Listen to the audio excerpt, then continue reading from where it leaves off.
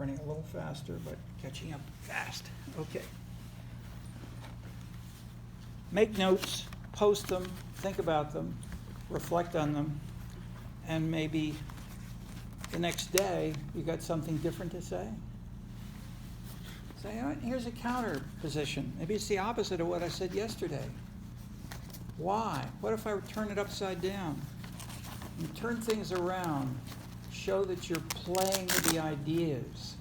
None of these things are fixed. We have deliberately in almost every section different statements. Okay, I'll tripod. As these statements are in disagreement, and your fans are here too for you to do anything.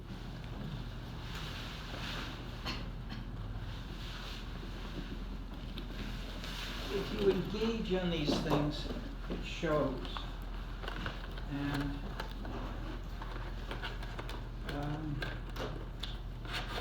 there's the disagreements which are deliberately included in the readings within each section are to help you begin to think and talk and to turn them over in your own head. In part, you can then say, okay, here's what I have to say, here's what people and where I grew up, I know, the media I read says this. Now, how would this be different if we were in China? How would it be if there's another country or another situation you know better? You're living California. So you're from where? You're from the Bay Area. Okay, what if you went to San Diego? How would people be different in San Diego? Do you have a sense of that, of anything we've said so far in the course? I used to live in San Diego.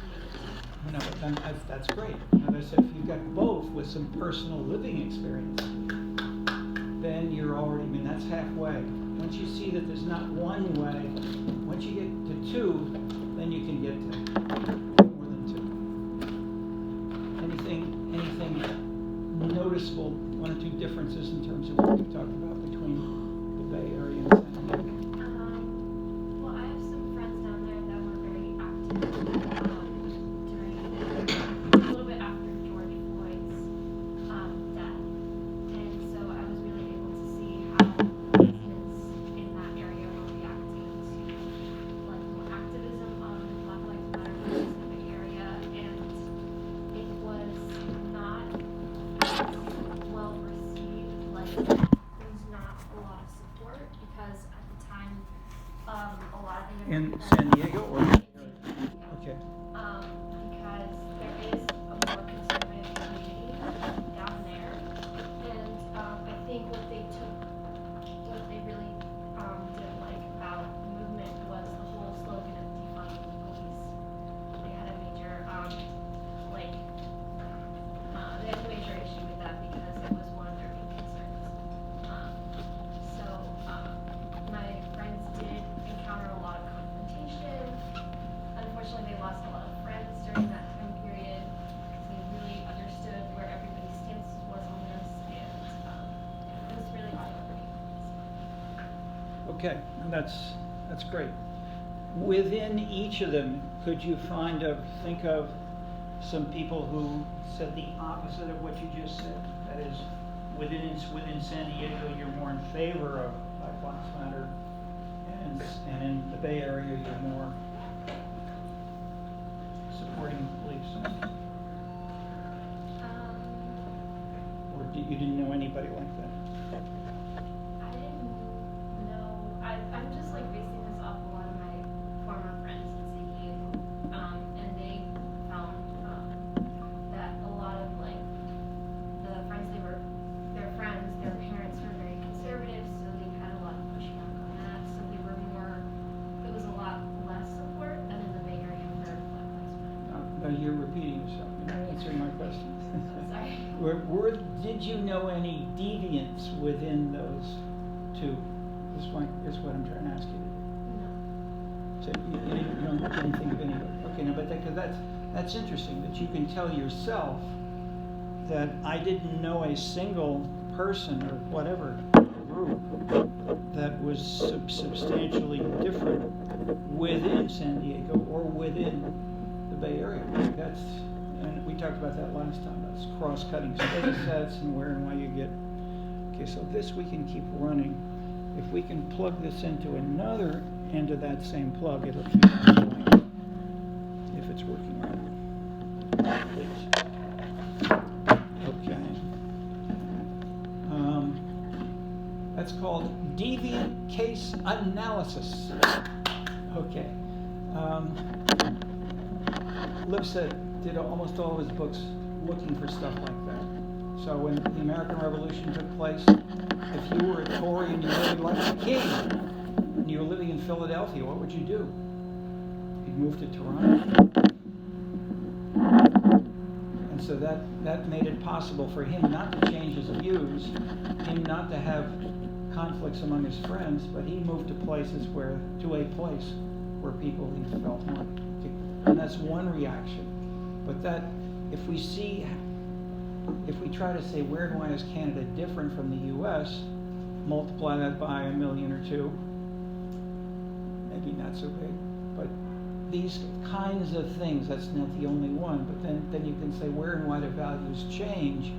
And one kind of theory is that it's what you carry, that you don't really change ever. If you were in Poland, a Polish peasant, you come to Chicago, you're in a Polish peasant neighborhood, you may never change any of these views, etc., or not. So we've got conflicting interpretations, and that's what we're trying to look for the dynamic. Where and how does globalization work? Why does it people change? Do people change any values or not? Do they discover new things? Where and why? Okay. Yes. I agree with. Sorry, what's your name? Sophia. I agree with what Sophia said. Similarly, I agree that San Diego is a much less geared towards social justice than the Bay Area. But there's one notable example that I've encountered over the years, that Latinos in San Diego and in the South generally are more conservative than those in the North. Than Mexicans in the North, or everybody in the North? Everyone, but I suppose I should specify, I'm talking about Mexicans here, and the reason that is, that Mexican Americans themselves have told me, is that most Mexicans who live in the South are from the north of Mexico, which is traditionally more conservative. I mean, right, Texas, these southern Latino counties in Texas shifted heavily towards Trump in this last election, because those are the same people who just live right across the border in the north, which tends to be more individualistic and conservative. Whereas people in both the Bay Area and Chicago and these areas are people who came for economic reasons from the South, which has always been much more socialist and collectivist. So that, I think, is basically the one exception to the rule that California gets more conservative. Excuse me, that California, that I guess I that would tend to concur with the rule that California in general gets more left-wing as you go towards to a point.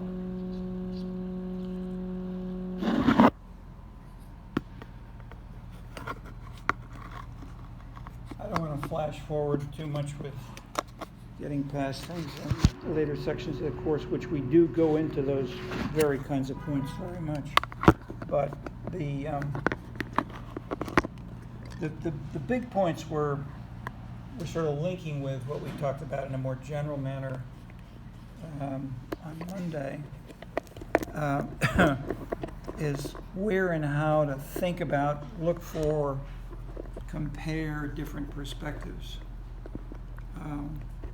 Is it coming out the right way? Is it horizontal? It's not upside down, or is it your face, or? It's on you. Yeah. It's on me. Okay. All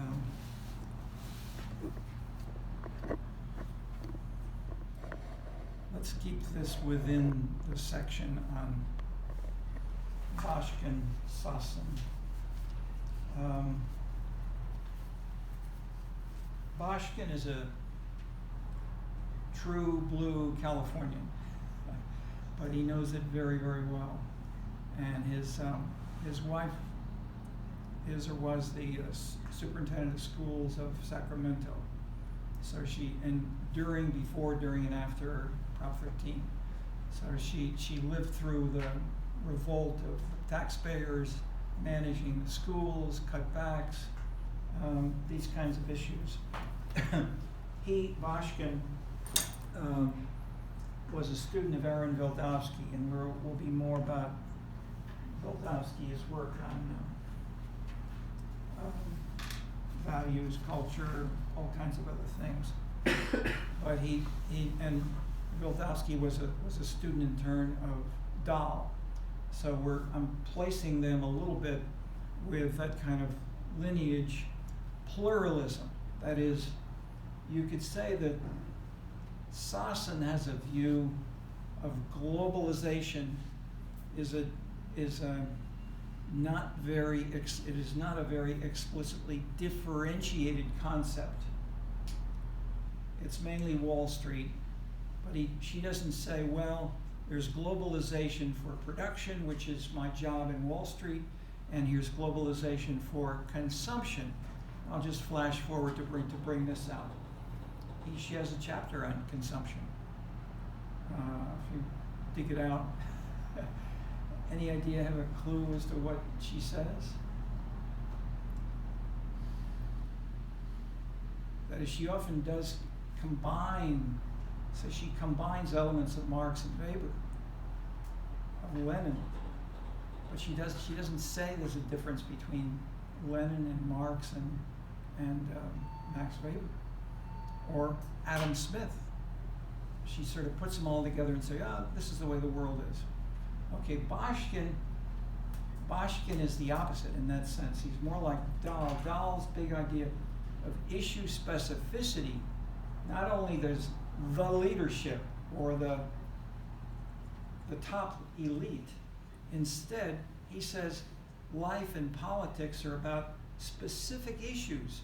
And the school board politics is different from the mayoral election politics, is different from the economic development. And you get different actors, different rules of the game, even though it's the same city. And if you look at these Budweiser beer circles, of concentric circles, they call Venn diagrams, they had almost no overlap except for one person whose name was Richard Lee, the mayor. And nobody else really were involved in all these three issue areas.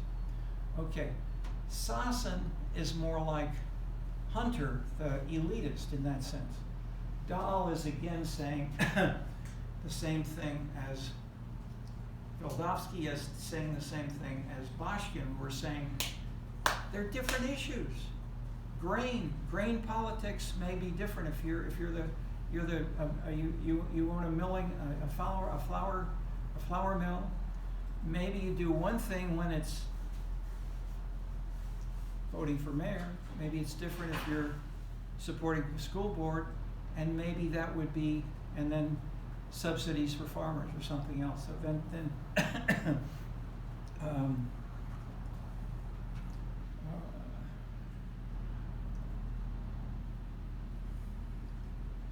so my point is not that one is right or wrong inherently, but that there are, my linkage here is, it depends on the kinds of context you're working in, looking at. Like San Diego versus, so that is, you can say I like or I dislike supporting the police or not supporting the police, but the question is, why is that in your head if you feel that way? If you ask yourself.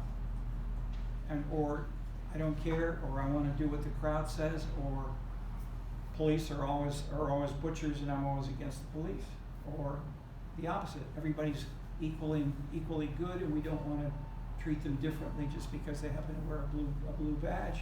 They've got a job to do, etc. And so there are very different ways of reframing the same thing in abstract terms.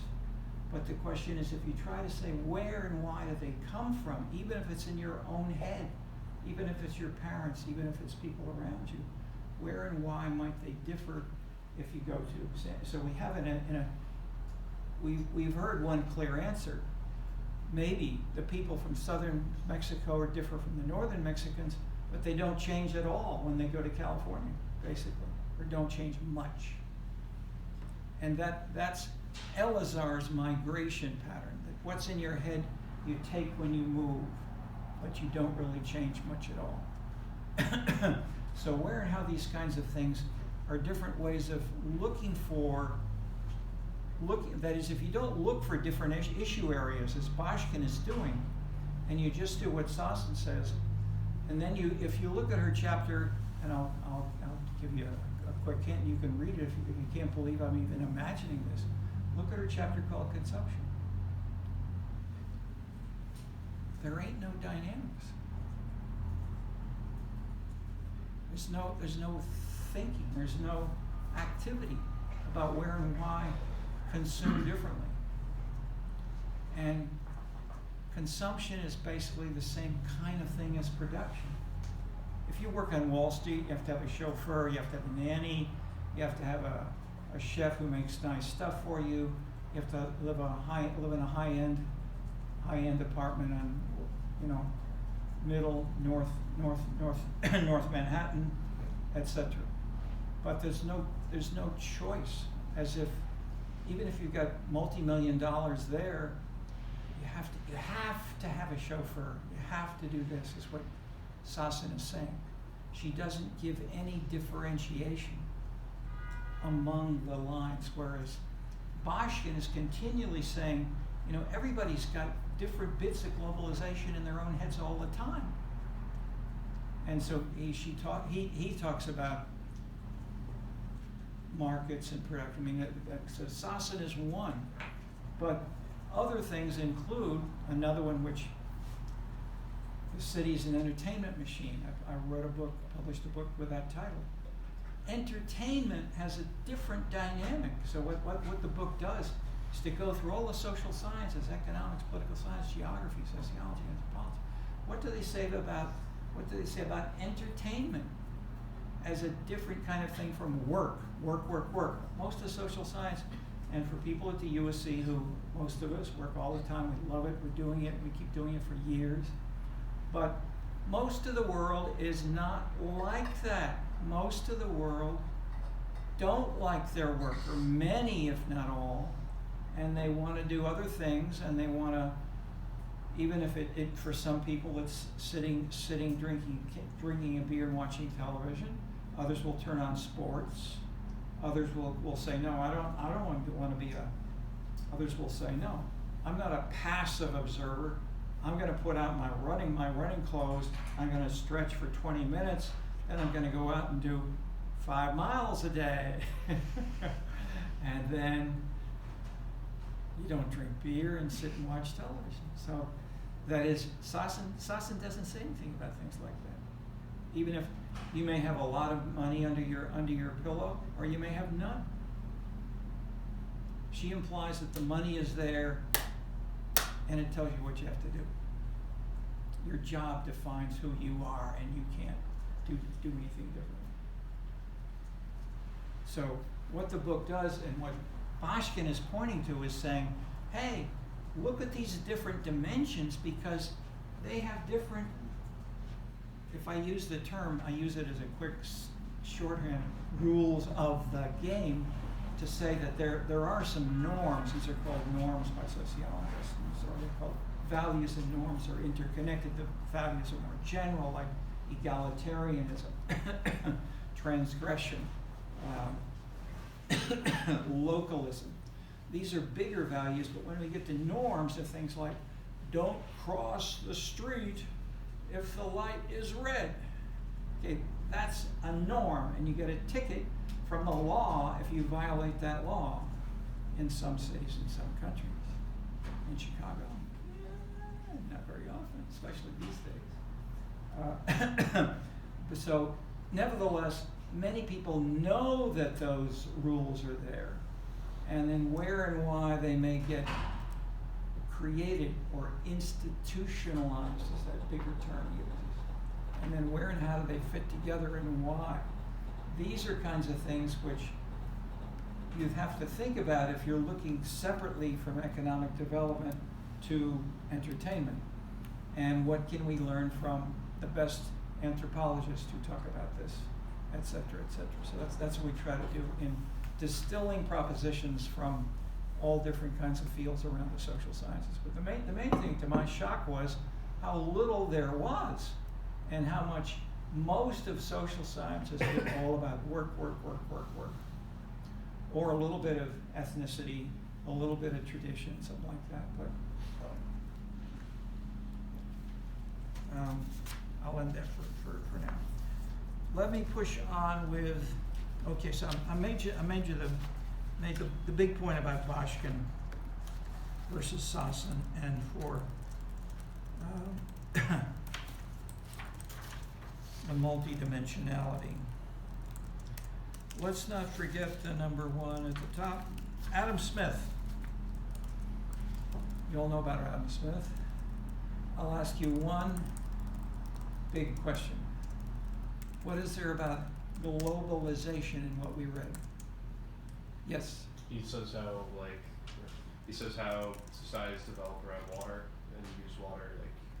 Societies will become more developed if they buy water because transportation is less expensive, moving product is less expensive, industrialization is made easier, and societies that develop in absence of water, he gives sub-Saharan Africa as his description, because they're so far from civilization, don't have access, they don't develop the same lands. Okay. Perfect example. What's the bigger way that he frames it? And he has a couple of words. He doesn't use it a lot. He doesn't introduce it and say, I want you to teach this concept for me, but he uses it, and it's a big idea which subsumes everything you said. Then that gets us a little more, everything is great as far as it goes. Can we generalize it a little more abstractly that fits more with what Smith is saying, and then illuminates this whole section and the whole course? That is not Milton Friedman, the classic Chicago economics approach. What do they say that fits with that, but that is more general and that is, why not just water? How about railroads? How about airplanes? How about motor scooters? Chariots, before they had chariots. So access to technology increases globalization. Does he stress that? Not very much in that section. So technology, I mean, you mentioned as a word, but where and how would it help? How is it a proposition, a more abstract proposition than your water example? Anybody else? I mean, it's a nice, short, brief. Yeah. The specialization. Is the what? Specialization. You say industrialization? Is that what? Specialization. Specialization. Okay. All right. Now, yes. I mean, that's part of it, but it's a little bit different. If the having water or not is basically the introduction, is the proposition, and so that per se doesn't really use specialization. I mean, your point is right. I mean, specialization is right at the core of Smith, but what is there about specialization which drives it? Yeah. Like using the division of labor so that less people have to move things. Yes. Okay. So division of labor, big central concept, but you then say, and therefore you don't have to do things yourself. Yeah. You could potentially have USPS carry the mail instead of you carrying it yourself. But if we then ask why, in your example, that Africa is different, is it because they don't have water in the middle of the desert? No. That's your proposition.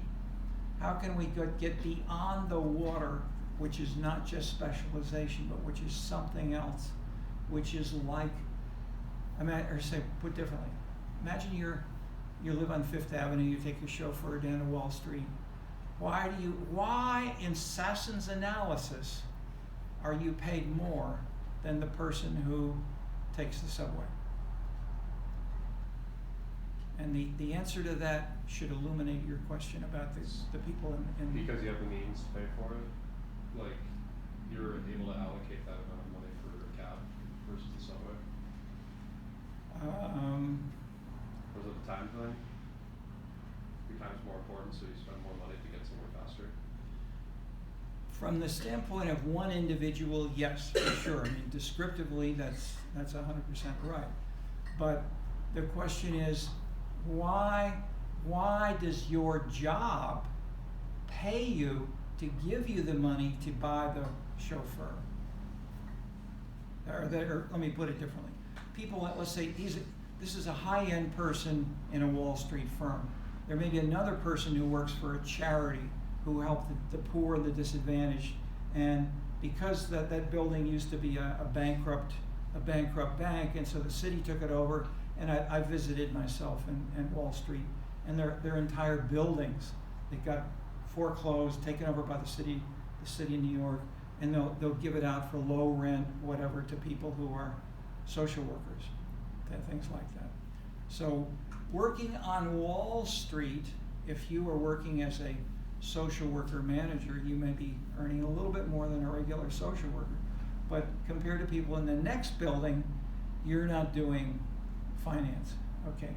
Take another, say the building after that, say that's called Chase Manhattan, or say you're Chase, and you work as a teller.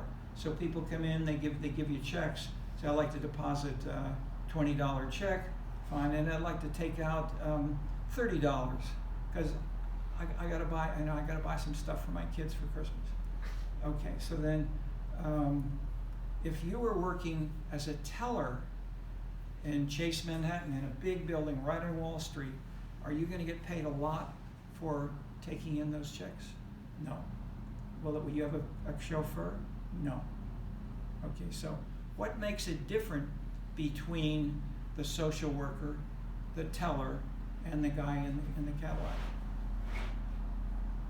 In Adam Smith's terms. That is what. Why do people who do some kinds of work on Wall Street make them get paid more? Why? How can I mean everybody would like to be paid more, maybe, but what do you do, and why does the market, so-called, reward you? It's more skilled labor, and like you're adding more value to the economy. Yeah, both of those are right, but why specifically? Which matches up with Smith's analysis, and which fits with Boschken and Sassen. Yes? Is it due to like the efficiency of which you produce it? So like for example, the Wall Street person, if like the amount of money they make for a company in like 10 minutes is so like drastically different than like a bank teller or a social worker, so that 10 minutes or hour long it's quicker to do a chauffeur is however millions of dollars for that company that person can make at that time. So when talking about it in terms of like Smith, why the wealth of nations of like European countries at the time is different from like Africa is because the infrastructure at that time was more advanced in Europe, so there could be more efficiency. Wait, not too many variables in this. Okay. Well, let's stay with the one person. Why does that one person? Yes, that person can use his or her resources more efficiently by having a chauffeur, perhaps, which is not true if it's really trafficy, but assuming it is. But why, if you're the president of that company that's deciding, let's say, how much will we pay the teller and how much will we pay the guy who is, let's say, he's an investment banker, and he makes deals that involve people buying and selling in Brazil and China, not just in Wyoming or Ohio. Like, why do you pay them more? Yes. because they can like make more profit for the company, like their skills make more profit for the company, so their Yeah. value of their labor is higher? Yes, I mean, all these things are right, but you're missing and I'll give it to you now because we don't want to spend too much time again. Don't want to be semantic, but we do want to show that Smith stresses this concept, and you can derive many of the middle level and lower propositions which are in his text in your own thinking about it. And you haven't no one has articulated the concept which Smith is introducing, which is the big concept of the whole idea in globalization. What is globalization why does globalization make the world different and to make it more like that guy in the Cadillac? And what's the title of the book? The Wealth of Nations. And he says it goes up for nations if they do the right things. And what's the right thing in Smith's terms that help to subsume almost everything that you've said? Free markets? Yes, there are more free markets. Take an example. So, go ahead. I would say either the ability to produce or money. Say that again? The ability to produce, because I remember that like he kind of conveys the idea that like the wealth of a nation is not measured by like the amount of money that they have, rather their ability to produce. So Yeah, that's not the bigger dynamic. That is, put differently, many of your examples are framed in more individualistic terms. I have more resources, I have a car for me, and I'm more efficient, or I'm living in the Sahara.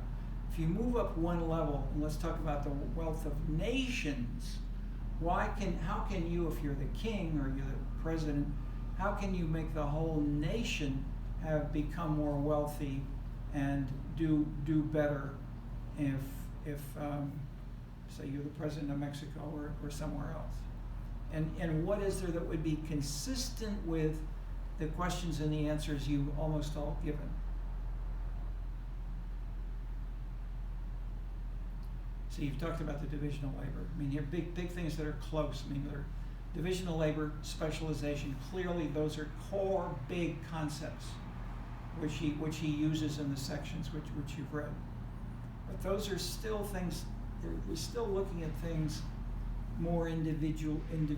If you think more structurally, let's say for the entire nation, or for let's say a region within Italy, big regional differences within Italy. But the and one thing he talks about is what he calls, I'll give you a hint, corn laws. It sounds archaic perhaps, but what's an example of that fits with the discussion right here? It's a law. It's not one person. It's a government action that is transforming the economy, where there are corn laws and they have regulations or potential fees or taxes. How does that change the wealth of nations?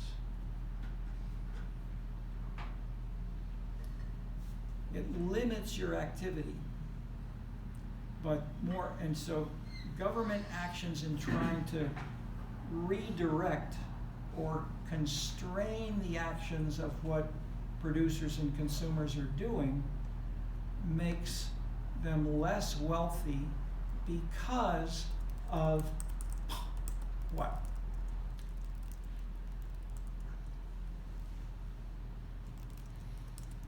Okay, his term was the extent of the market. The extent of the market. And we can call that globalization. That is, you can, if your whole economy depends you and your friend who lives across the street, and he grows corn and you grow pigs, and you exchange those, and someone else, I mean, you have three people you've got a small, simple economy, and you can't have cars, you can't have fancy clothes, you can't do other things. You only have corn and pigs, so forth. But if the extent of the market gets bigger, and you go all the way to London, or all the way you go to Paris, then you go all the way to China, then the extent of the market can bring a much broader set of producers and consumers and bring you much more, not only these other things that you've talked about, yes, still hold, but the structural thing which he hugely stresses through the whole book, that is, it's not that he's against government itself. What he's trying to do is to say, if we narrow the extent of the government, we can't it doesn't permit as much division of labor, as much specialization, as much an increase of efficiency and more productive individuals, because we can connect to China, we can connect to Paris as well as to London, as well as to one little county. And if you only keep it very, very, very small, the extent of the market is so small, you're going to be poor. Okay, that's the big concept. I'm not to say everything else you've said is good, but the other thing I'm also showing you, which the economists are I'd say the best in the social sciences, they're the most rigorously logical about how they think and write and build their theories. That X leads to Y, Y leads to Z, and that implies that we ought to bring in W, and let's see how this works. And then so they'll talk about this. And so when I've said deliberately, I'm sort of playing economist here, in terms of Smith's own thinking, I'm illustrating there may be things which are better and less good in terms of the logic of the analysis. And that's a contribution, good and bad, but that's a major kind of way of thinking that the economists do a whole lot more than do sociologists or anthropologists. So anthropologists, for example, say, it's really good. He does really good field work because he's got local knowledge. Comes out of the earth. Okay. Local knowledge. So the anthropologists have a sense of he really knows. He's an expert on northern versus southern Mexico. He knows all the differences between the two and why they move to different parts of California and things like that. But the point is, what good does it do about other things? Okay, so I'm saying look for the logic, look for the strength of what we can. That is, instead of saying, do you like this city or that city, as people often ask me, which city is the best? I'm saying each social science has its strengths and its weaknesses. And if they're really weak, what happens in this building, or at least it used to be this building, social science division. They kick you out. We had education, we closed it down. Had geography, closed it down. Planning, sent away and I went to California. Closed it in Michigan. We had the top people, we had the top planners in the world. They were right here. But they weren't as good as the best of social science in the same building. So in that sense, we can we can learn more if we build on the best of what we've got from adjacent fields, and if they're differentiated in the kinds of knowledge they have, so the division of labor among the disciplines or the fields within any one discipline that you're majoring or thinking about majoring in, you can learn from maybe one subfield by adapting from another. Or if you take math courses, you can use math in order to do X something better. Or if you learn more about biology, you may decide you should run further or run less. We had a little chat about how far should you run. And I did 3 marathons and I'm still suffering from it. So I'm telling you can, and if you also can learn from, that is, if you can learn from division of labor and you can learn from reading books and seeing others that make mistakes, then you can save your body and your mind.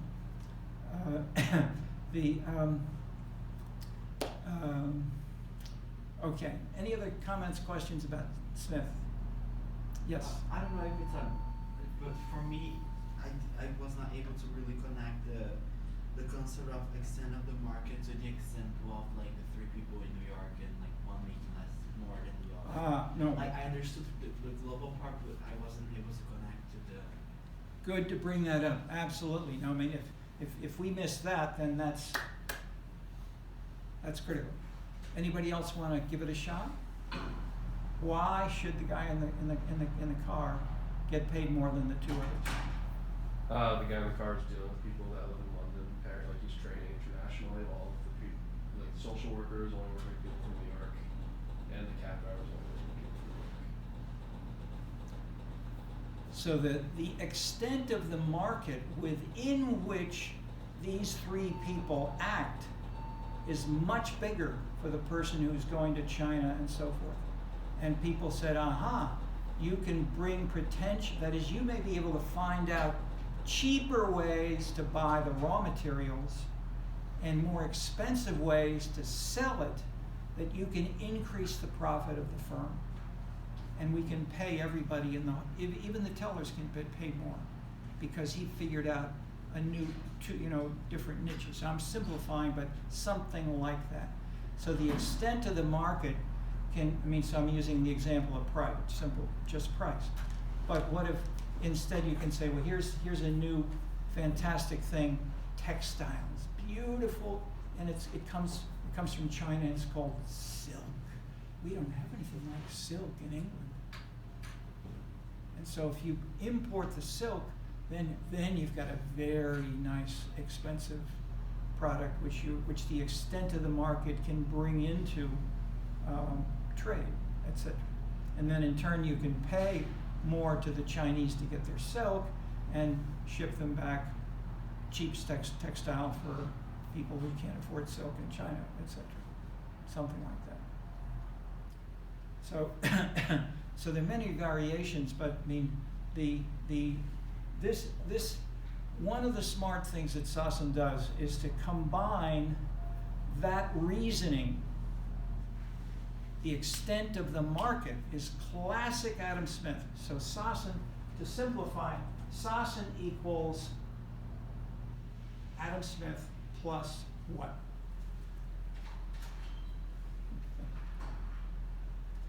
What's the big other bit that is, and if you scan some of the syllabus with our little boxes and arrows, we gave you a hint or two. Anybody?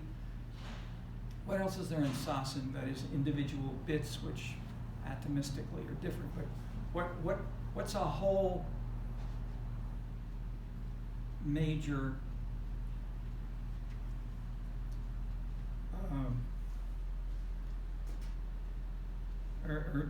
put it this way.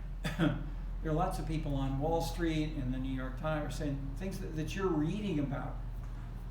Ukraine, Russia.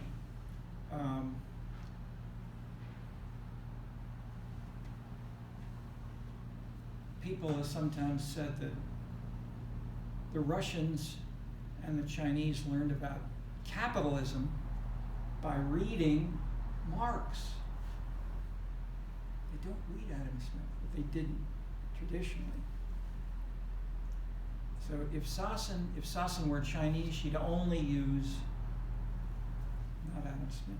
Who might she use if she was trying to do a book about globalization? Who wrote about this? Marx? Did Marx write about globalization? Not really very much at all.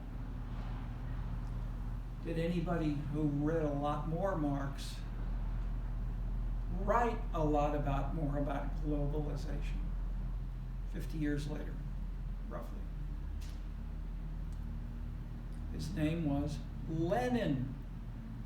And Lenin wrote about imperialism, so that these countries that got richer with those English factories are selling textiles, making more money, and they then become imperial countries, and they take some it may be military, it may be economic, whatever, but they build empires, and that this builds a bigger and more great extent of the market, but it's also drawing raw materials away from the poor proletarian countries and shipping them something back which is less attractive to them, so they are being exploited.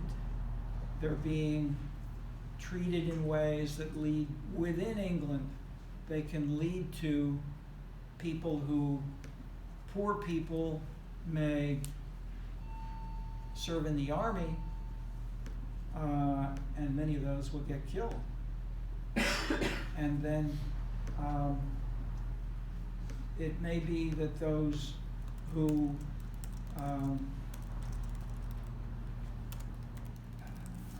let's say, I'm trying to look for one or just a clear, simple.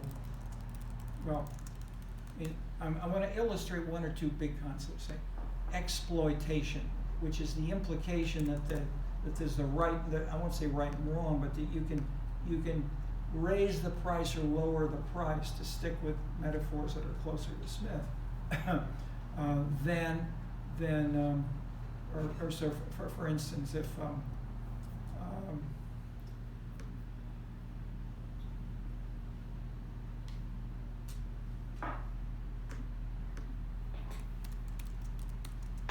well, if we have not only imperialism, but we have capitalism, and we have, and so Marx did stress the conflict among the classes, the concentration of wealth, more capital, and growing in the hands of those who are larger and larger capitalists. They would buy out smaller firms. They'd kick out the owners, former owners. May not have, maybe you didn't steal them. Maybe you bought the house legally, that bought the farm, but you then say, you can't,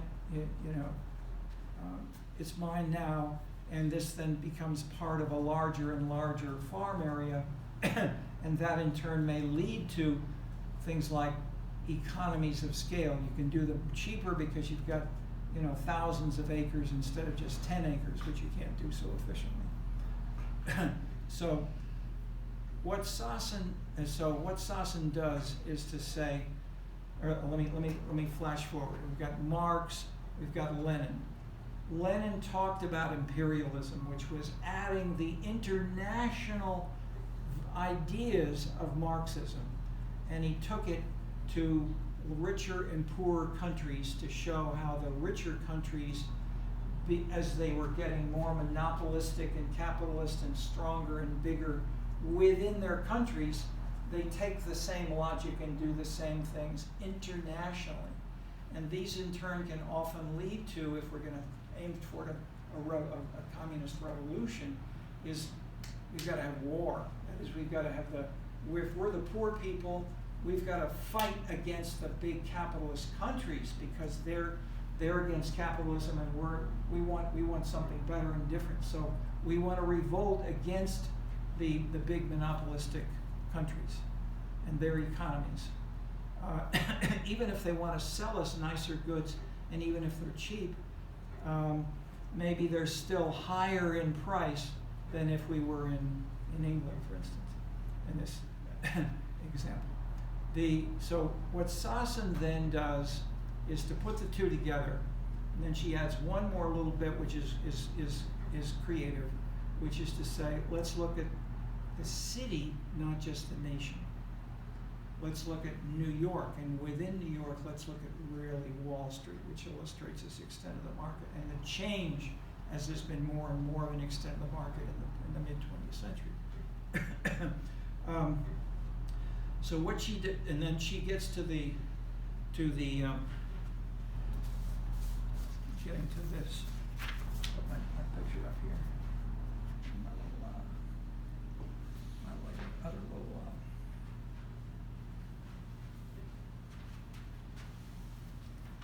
globalization leads to inequality. That's her new idea. This wasn't stressed by Marx or Lenin per se, and they didn't talk about cities in a distinguishing way. The title of the book is The Global City. Cities like New York and London and Tokyo are the three cases that she uses to suggest that they are very different than most other cities where people may buy and sell within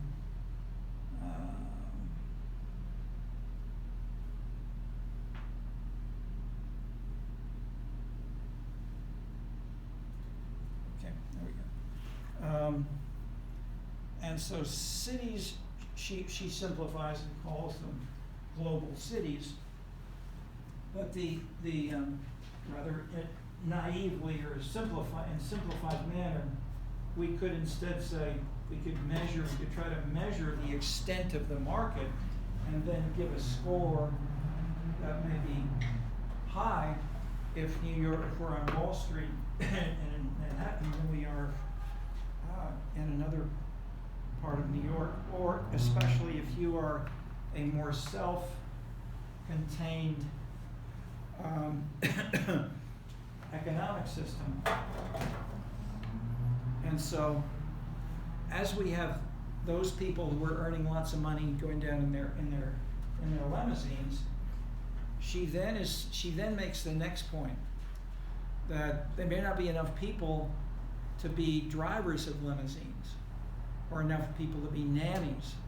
And so in New York, they create new jobs, and people leave Mexico or leave Costa Rica or leave Poland, and they become nannies and chauffeurs, and the disparities in income increase between the rich and the poor because of these.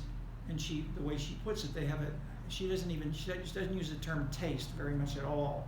And you have to have a nanny, you have to have a chauffeur, and that's going to be 2 more jobs. But they're low-paid jobs, and the point is, New York will have a bigger rich and poor disparity. There will be inequality among New Yorkers will increase because of the globalization. That's the big idea of Sassen. That's the top line. Globalization generates more inequality. So this is anybody wants to add any question or raise any issues about that part?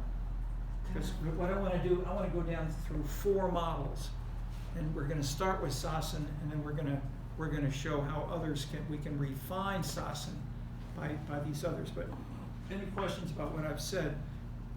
That is, I'm skipping over, which is laid out in the section. You've only got an introductory overview of the whole book, but the core ideas are there. Question? I have a question. How would that relate to the idea of like crossing boundaries? So for example, how people from non-car countries would go to those countries to serve as like nannies or drivers, in terms of from a legal perspective, like how would she reply to that, like visas and this kind of thing? Good question. Is there any government in Sassen's section? No, not a line about it. And more generally, if you look through the book, there's no government, there's no politics, there's no culture, and no details about consumption dynamics. So I mean, I taught courses with her. We had students working together and so forth, and I would say from the beginning, I asked Saskia, you got to add government back in here. I mean, aren't there? And then so I give examples, and she said, "Oh, yes, you're right. Of course, we yes." But she then in her later books, she has used and written much more about government. But this is her main scholarly contribution, and it had and has no government there. So she ignores all that stuff. That is, in terms of, it's a black box in terms of her theorizing. That is, her focus is on, in this case, New York, and the New York's economy. That is of one unit, and she's in that sense she's reasoning a way of sort of building an economic model. that simplifies by leaving out a lot of other things, which she knows are there, but she and I say that as well because her heart, here, let me add one more important point. Her heart was on the left, strongly left politically, so that when there were active discussions either in the news or among students and the people who she would invite to come to a seminar, there are many very leftist Marxists and others, and say, what's he really going to say that's new? And so, but he's the top Marxist of this in Argentina and so forth. So or say one guy came from Mexico. It's really, was a brilliant Mexican analyst. And at the end of the talk, I said,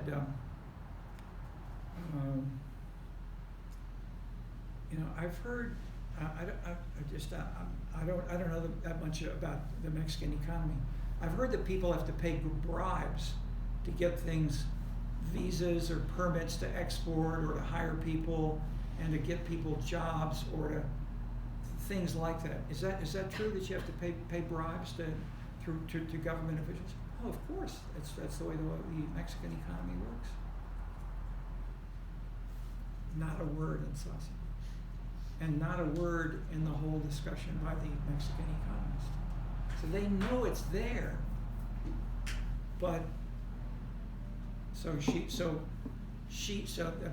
one point. Point two, she can be very emotionally unhappy, stressing. Those poor people are suffering, how poor they are, those nannies, these chauffeurs.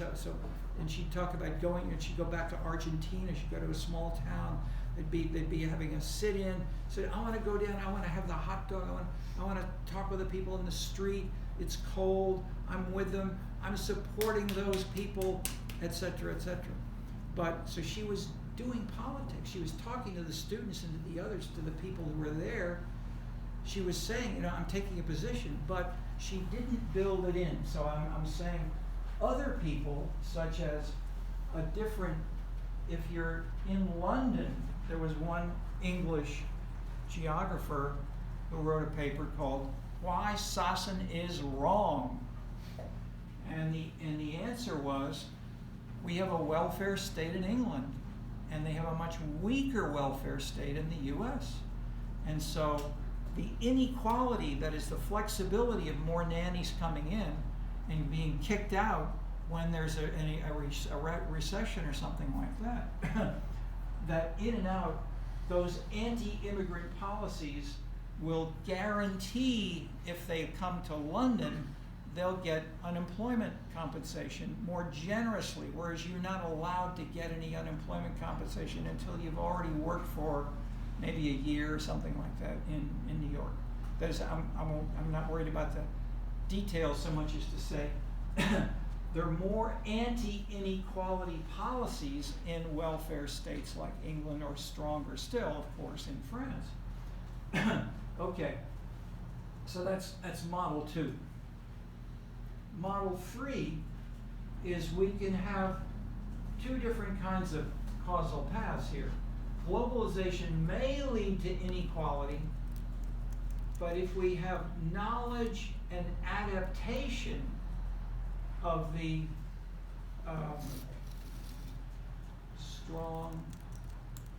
strengthening, you can have for left parties an anticipation that if we're going to do this globalization, we may have more inequality than what they have done, say, in Thailand. In Thailand, they've said, no more of these NGOs coming to our hospitals because they're supposed to. We're happy to have nurses and doctors come here and social workers, but if you start talking to women, you ought to work on, women should be paid the same amount as men. You see that in Thailand? That's revolutionary. So they said, not only, they didn't fire one person, they didn't kick out nurses. They said, no more NGOs. These foreigners are bringing bad ideas. So if you have an anticipation of what might happen, then you as a political leader can act in a way that will counter the consequences of globalization. And so you can have either more inequality or you can have anti-inequality policies which prevent those things from happening. And these can then be debated among experts about how to do it, but at least knowledge about these anticipated potential impacts will change the structure of the relationships, such as globalization and inequality. Finally, model 4 here is take Asia.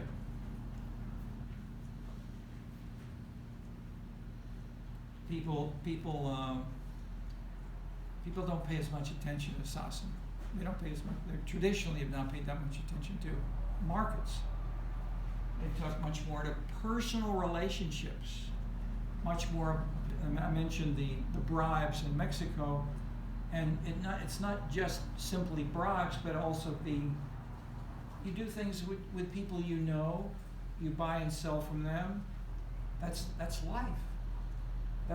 And you also hear this in Chicago. Chicago politics talks the same way. A good Irish Chicago politician talks that same way as people may in Japan or Korea or China. So this was there long before Mao.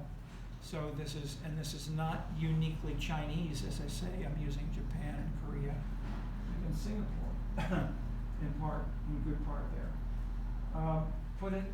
What I'm saying here is there are other variables besides globalization increase or decrease inequality and these kinds of policies. And so Sassen has not, like I give you the example, she did not, where do these nannies come from? Do they get visas? How does that work? Not mentioned. Other variables are left out heavily. And if you leave out all the politics and culture, you're going to do a simplified version of economics too. So those are the alternative ways of framing some of this, which the literature has gone beyond her, and she in turn has changed. I mean, she's added more politics, but she still tend to do it in a highly, I would say, from a first social science standpoint, pretty ideological, personalistic. You know, I want to be there on the ramparts, fighting the good battle. I want to be there with the people who are protesting in the street with them, and that's part of social science. Maybe she doesn't say it, but it's part of her style, even though she wouldn't say a word about the visas or the government or the bribes or the government. I mean, why isn't the government helping those poor people? She didn't. Okay, so I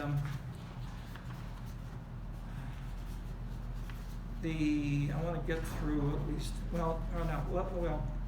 Let me ask: has anyone read on, and you want to ask any more about any of the other readings? And it's good to take a look at the others. Otherwise, I'll give you a sentence or two on each of these points. But some key points you ought to take from these, and these all have short, but 2, 3, or 1 star.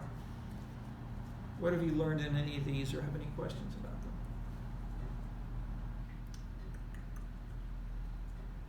Let's take Jeroen van der Waal. Anybody look at this? He's read all this literature very carefully, did a PhD on it, and he follows all of this literature in part, and he also included I was on the dissertation committee, as was a top English guy. Well, I think he was the same one who wrote the papers Why Sassen is Wrong. Came from London, and one thing which I haven't mentioned yet, but I'll just bring it in because one specific thing which the division of labor and specialization line, which you've mentioned, is a type of activity which makes Wall Street and New York and global cities distinctly important and powerful. And that's called law firms, accounting firms, travel agencies,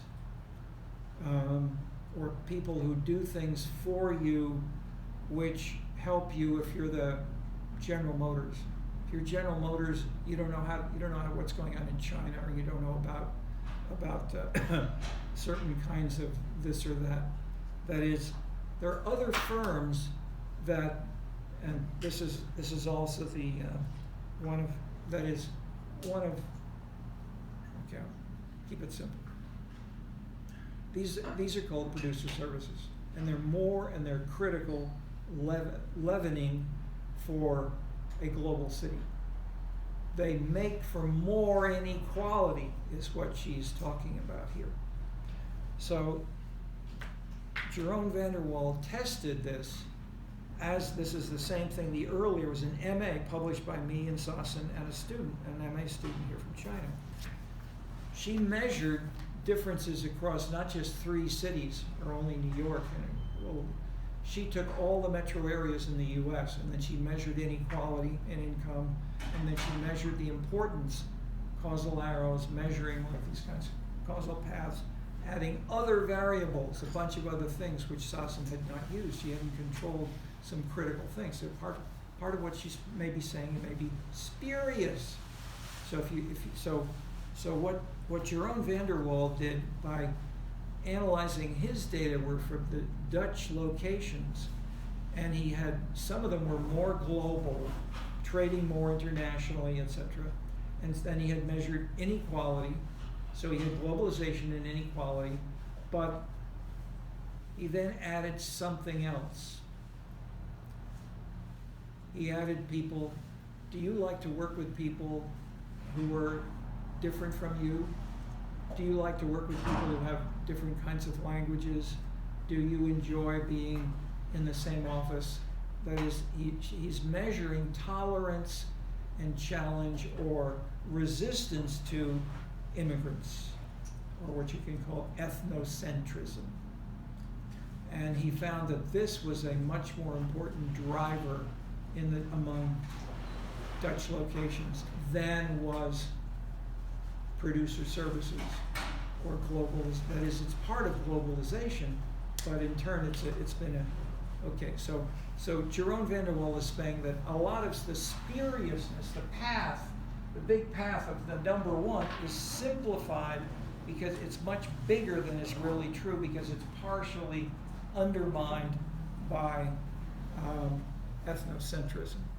Okay, so if you call that an other variable here, which she hadn't really talked about, we can call it cultural. But we're going to stop now for this point, and so we have a holiday on Monday. It's Martin Luther King Day, so we'll be back again in 1 week on Wednesday. And thanks for the good discussion on the extent of the market. Thank you, Professor. I was telling everyone, it's good that we have Monday off, because do you know what the temperature is, the wind chill, it feels like on Monday? Negative 36 degrees. Okay, that's great. So it's good that that's the day we have off. Okay. Now, I spent 10 years of summers in Alaska. I love the